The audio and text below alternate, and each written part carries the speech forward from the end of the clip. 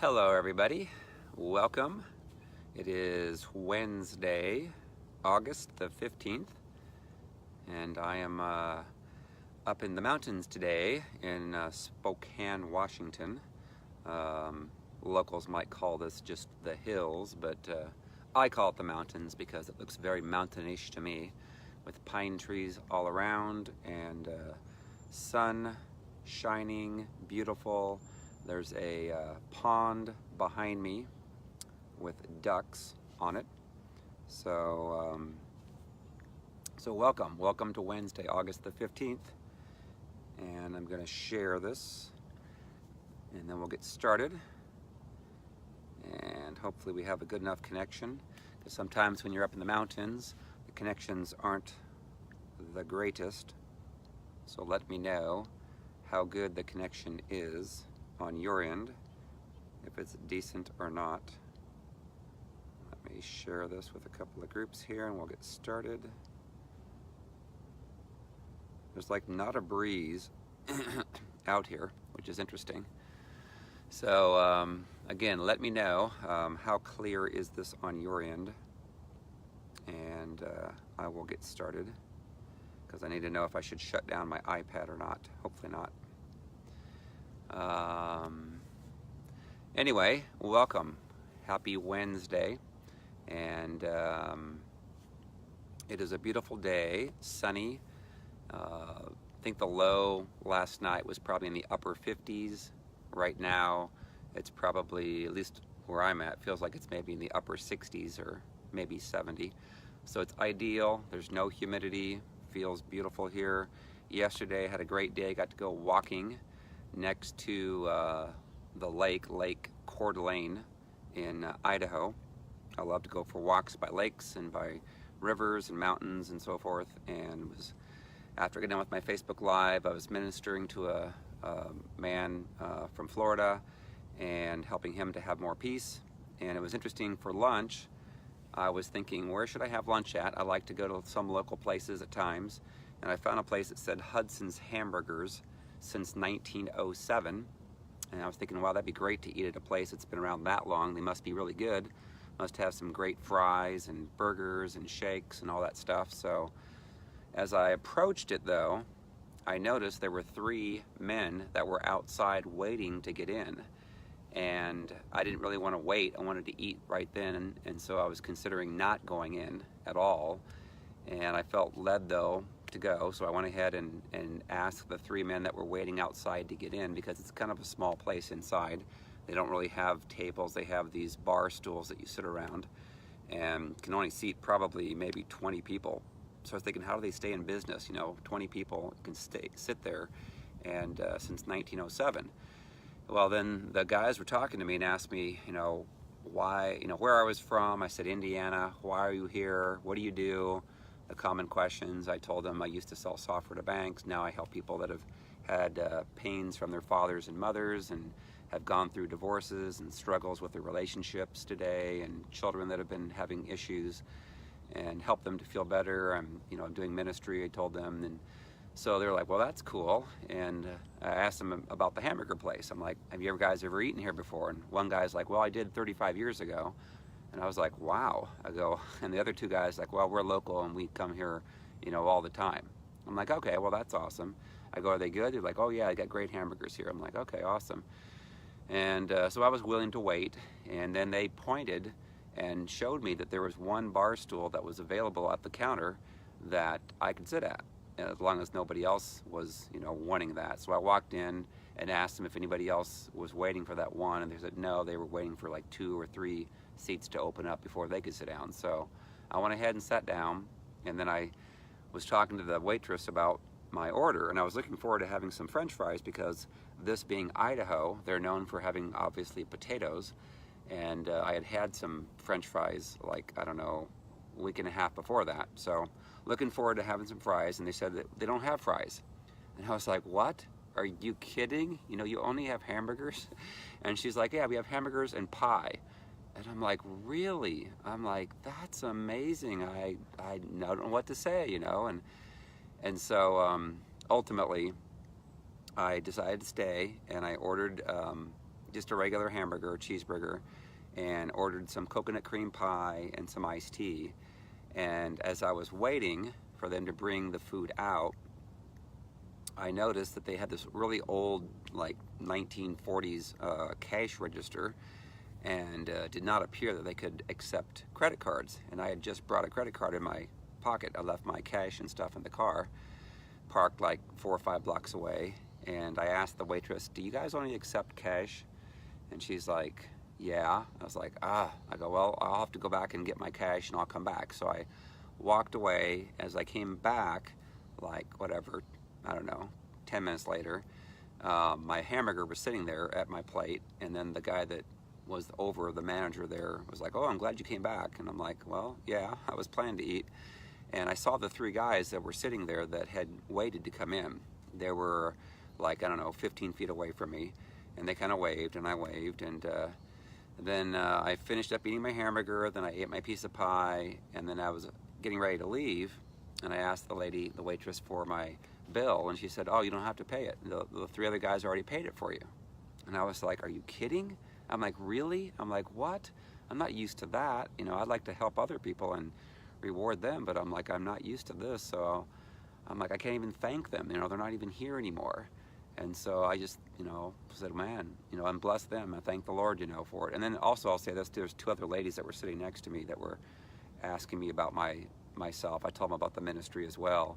And when I shared what I had done in helping people that had had marriages that were problems and controlling and manipulation, and I explained about Jezebel, Leviathan, and Ahab, it resonated with them right away, especially one of the women. And so they're like, we're gonna do some research and look up your website and stuff, because what you're describing there describes a lot about what we have also endured in our life. So I'm like, great. So anyway, that was very cool.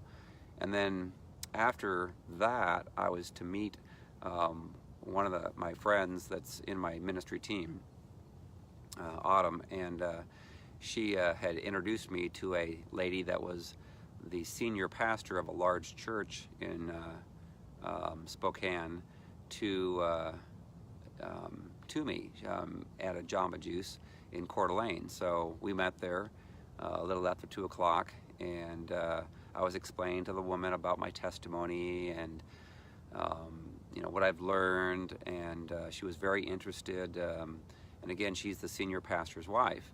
Well, then about, I don't know, 2/3 the way through my sharing, her husband, the senior pastor, walks into the Jamba Juice. And I'm like, what? What are the chances of that?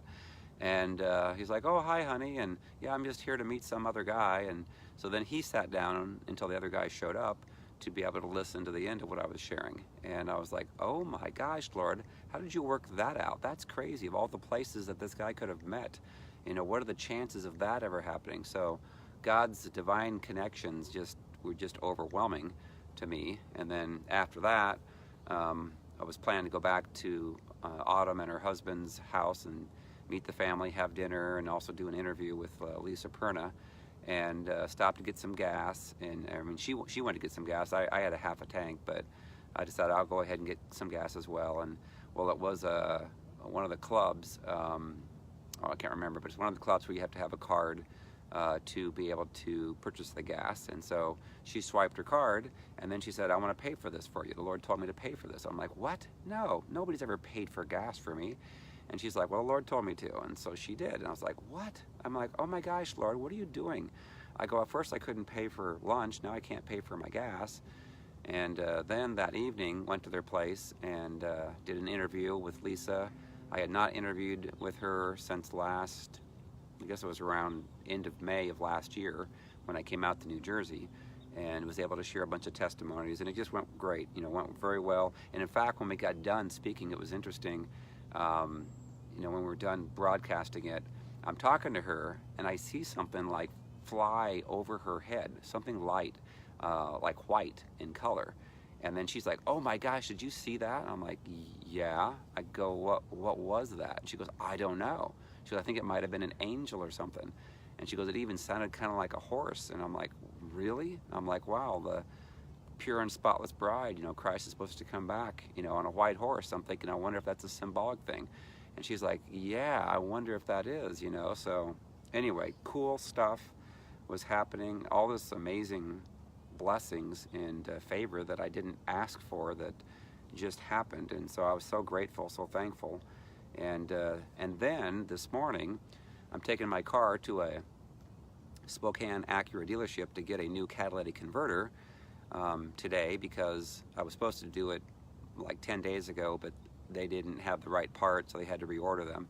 So I did it today, and when I went to the dealership, and I was always looking for some nice place to do a Facebook Live recording at.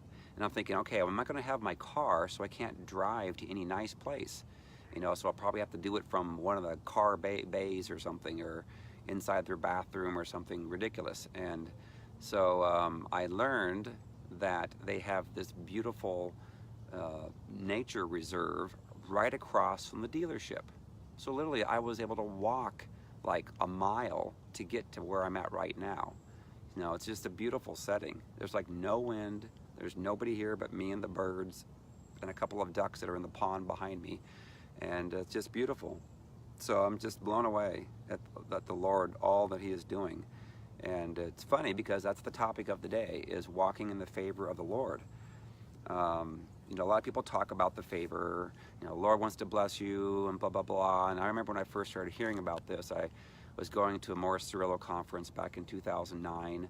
I had just gotten married to my second wife, and it was like everything in my life was just going to hell. It was just awful. You know, my wife was getting hit by the enemy all the time, and then she was hitting me with her words, primarily words, and some physical stuff. But you know, it was part of my journey though. But everybody's like, oh, the Lord's favor is going to be all over you, blah, blah, blah, blah. And I'm like, all these prophetic words about this, you know, huge ministry the Lord was calling me into. But I didn't see any of the favor. I'm like, all I saw was I was going into more debt. I was going into having more pain. And I know a lot of people are like that. They're like, wait a minute, where is this favor at? You know, I don't see it. Yeah, we're supposed to have this, but I'm like, you know, if you look at the circumstances that I was going through, it's like, this is nuts. You know, why would I even buy into this? You know, and a lot of people obviously, you know, there's some people that take to an extreme, you know, saying that we should all be millionaires and blah, blah, blah. I'm like, really? No, that's not the case. You know, it's, so what I've learned is that oftentimes we have to go through a lot of various trials and tribulations and personal sacrifices in preparation of when the Lord's favor is going to start to come upon you. And there may be a ministry the Lord has called you into, but you have to go through a season of where you go into those circumstances, where you go into a lot of great suffering, and you can't complain about it. Because just like the Israelites complained, they didn't ever see the promised land. They didn't see the favor because they complained all day long.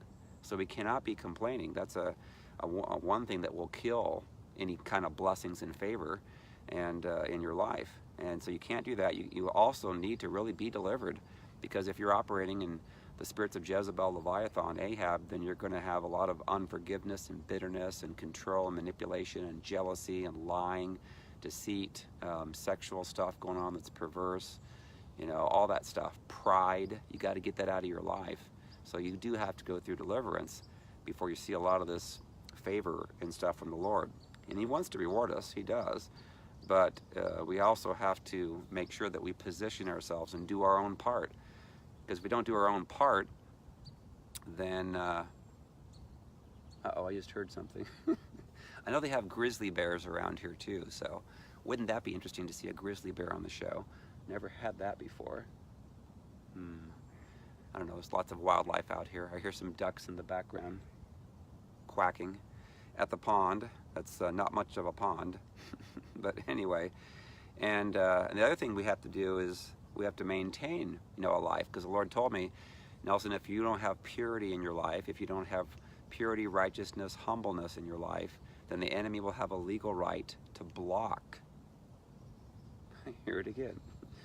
To block the favor and the blessings from flowing. You know, if you're dabbling in pornography, you know, I used to have a problem with that, and I didn't want to have a problem with it, but it took a long time to come out of that. Well, the Lord showed me, He took me into that for a season, allowed me to experience that, because there's so many other people that are struggling in that area. And so I had to go through it myself to see what it's like, and it's not fun, you know, because if you're a Christian, you're feeling a lot of guilt and condemnation from the enemy. And when you come out of that and you're not tempted anymore by that stuff, it's really amazing. And you're feeling clean and pure all the time. That's why a lot of times when people get delivered, they feel so pure, like the childlike innocence that was stolen from them has now been restored. And it's a beautiful thing.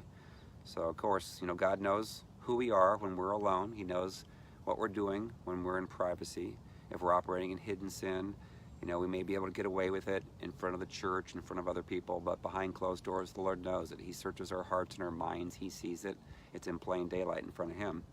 So we can't continue to operate in those spirits. We have to get away from that. It can also prevent us from being healed if we're operating in those, anything that we partner with the enemy on, that's going to stop the flow of the favor and the blessings of the Lord.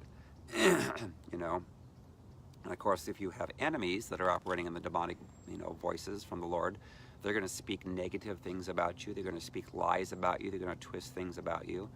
You know, that's par for the course. It's interesting. The Lord showed me that when people do that, you know, that's, you know, it comes with the territory, especially with this type of a ministry of Jezebel Leviathan, is they will speak horrible things to try to twist things about a person's life, you know, or whatever, and try to put doubt and fear and twist the truth so that people will draw away from that ministry. But the Lord showed me that what that will do is when you are operating in purity, righteousness, holiness, is that will increase His favor on you. Because what He wants to do is to show those that are speaking ill of you and lies what the truth is. And the favor will be so extravagant and crazy that it'll of course drive them kind of nuts, because they're like, oh, why can't I stop that ministry from flowing? And there's a lot of people I know that are going through stuff where Jezebel's lying, manipulating, you know, cursing them, trying to come against them, trying to bring them down. So anyway, I'm going to read some verses here. Psalms 5:12 says, "For you, O Lord, will bless the righteous with favor. You will surround him as with a shield." That's true. I feel that on me. You know, there's very few that, I mean, I would have figured there'd be like millions of people trying to curse me and bring me down, but I really feel a shield around me. Psalms 84:11 through 12. "For the Lord God is a sun and shield. The Lord will give grace and glory. No good thing will He withhold from those who walk uprightly. O Lord of hosts, blessed is the man who trusts in you." Acts 7:9 through 10. "And the patriarchs, becoming envious, sold Joseph into Egypt. But God was with him, and delivered him out of all his troubles, and gave him favor and wisdom in the presence of Pharaoh, king of Egypt, and He made him governor over Egypt and all his house." So again, the Lord wants to reward you for going through stuff that's not fun, that's not enjoyable. He wants to bless you, and He'll do it in the face of your enemies. Proverbs 3:1 through 4. Again, Proverbs 3:1 through 4. "My son, do not forget my law, but let your heart keep my commands. For length of days and long life and peace they will add to you. Let not mercy and truth forsake you. Bind them around your neck, write them on the tablet of your heart, and so find favor and high esteem in the sight of God and man." And the last one, Proverbs 3:33 through 35. "The curse of the Lord is on the house of the wicked, but He blesses the home of the just. Surely He scorns the scornful, but gives grace to the humble. The wise shall inherit glory, but shame shall be the legacy of fools." So it's true. The Lord does want to bless us. He wants us to have favor. But again, we have to position ourselves. We have to be in the right space. We cannot have a whole bunch of junk that we're doing in closed, you know, behind closed doors. We need to be pure. We need to be righteous. We need to be godly. And then the Lord will give you the favor. And He wants to do that. He wants to bless you. And again, the season that you're in, if you're struggling a lot, if you're going through a lot of hell right now, I know it's not fun. I went through that. I went through it for, you know, a lot longer than I thought it was going to take. And now it's like everywhere I go, it's like every day I wake up and it's an adventure. Every day is different for me. Every day God does new things that are awesome, new connections. It doesn't mean I'm going to have to go through more stuff. I will. We'll have to continue to climb up this mountain. You know, all of us have our own journey to climb, but ultimately it gets, you know, more blessings, more joy, more, you know, I'm just thankful that, you know, I can go out to eat if I want to, where in the past I couldn't. I didn't have the money for that. You know, I am thankful that, like today, I was talking to another gentleman, helping him to have more peace, and the car dealership called me, said, hey Nelson, you know, we're in here doing your catalytic converter stuff. We had to take part of your radiator and stuff off. We've noticed there's a little leak that you have, so it's going to get worse eventually. You're going to need a new radiator, and since we're in here already, you know, we can do this for like 220 bucks, and we won't have to like pay more because we've already taken care of a lot of that labor. And I'm like, really? I'm like, all right, well then do it. You know, praise the Lord, thank you. So it's a blessing. Again, another blessing. The Lord's like, I want to make all things new for you. In fact, he told me that when I separated back on January 23rd, 2015. I want to make all things new in your life. So don't even think about all the stuff that you didn't get back, that you earned, that you bought before the marriage. I will make everything new for you. And so like this car I have, I paid cash for it. It's a 2007. It's an Acura MDX, has 144,000 miles now on it. And the Lord's making all things new. I got a new engine for $6,000 down in Texas. I got a new alternator from Texas. I got a new battery from Michigan, I think it was, or Toledo, Ohio. And now I'm in, where am I at? Spokane, Washington. I'm getting a new radiator and a new catalytic converter. And it's funny because the catalytic converter was actually shipped from Ohio. So how crazy is this life that I'm living? It's like I live in people's homes 80% of the time and in hotels 20% of the time. And it's a blessing, you know, it's amazing. So anyway, God's favor, you know, when you are able to start to receive it, it's a beautiful thing and it's fun. And I'm going to show and play the song, which is kind of an interesting song that I've never heard of before. You have the supernatural favor of God. Okay, here we go. Living on the inside of you. That no matter where you step, no matter where you go, you're walking in the favor and the power of an almighty God. Does anybody believe that tonight? Woo! Come on, say, I have the favor of God. And you gotta bang your head a little bit like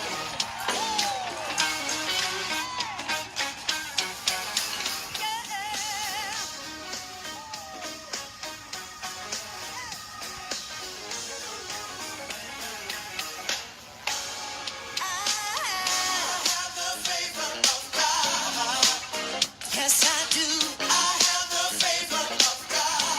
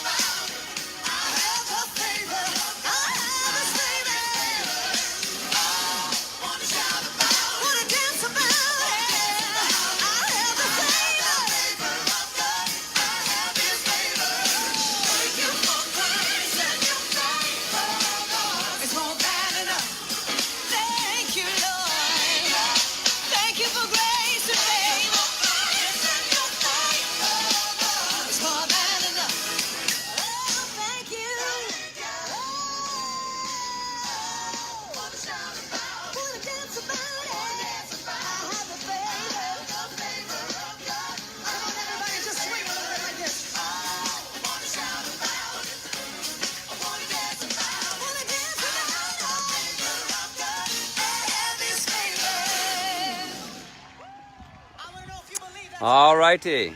That's what we want, is the favor of God. And so I'm going to show you something that's really cool. Look at that. Look at that view.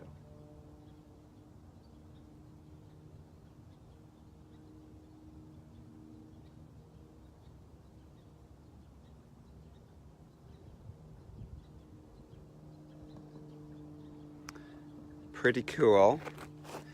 Whoa. And I'm going to show you, go for a little walk here, take you on a little adventure. And around this mountain, up on top, it's just very beautiful.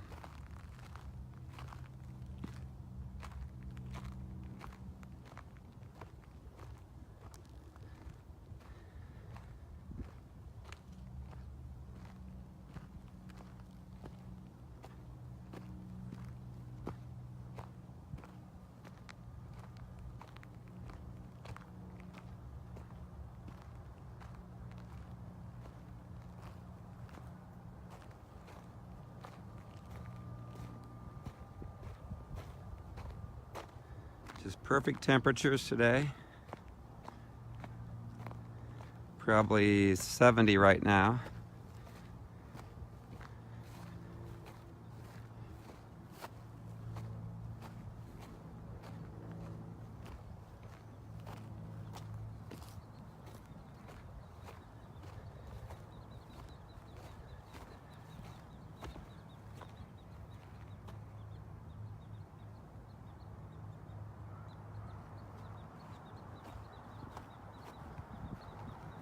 And then my car is getting worked on, like right down there.